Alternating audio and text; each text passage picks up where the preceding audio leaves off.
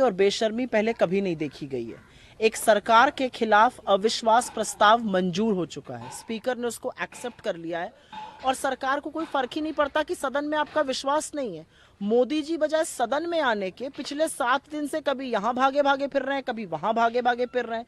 मोदी जी के पास जाकर राजस्थान में हमारी सरकार और मुख्यमंत्री के खिलाफ जहर उगलने का वक्त है, गुजरात में जाके लंबी लंबी जुमले फेंकने का वक्त है। मोदी जी सदन छोड़कर हर जगह घूमना चाहते हैं, असलियत ये है।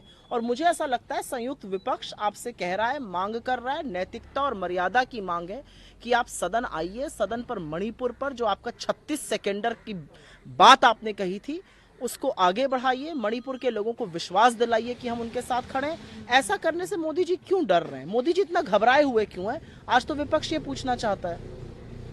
आप लोग बल्कि विपक्ष की डेलीगेशन को तो श्रीलंका चला जाना चाहिए, पाकिस्तान चले जाना चाहिए। इस देश का दुर्भाग्य है कि इतने हल्के लोग आज पार्लियामेंट में बैठे हुए हैं।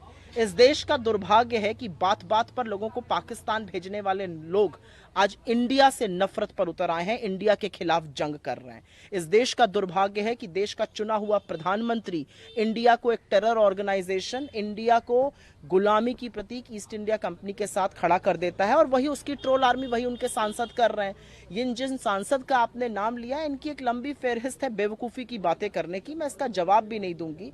मणिपुर जल रहा है और ये विपक्ष को, इस देश के एमपीज को, चुने हुए लोगों को नसीहत दे रहे हैं कि हम किसी और देश चले जाएं। अरे इंडिया से नफरत करने वाले, इंडिया से चिढ़ने वाले, इंडिया की खिलाफत करने वाले लोग पाकिस्तान चले जाएं।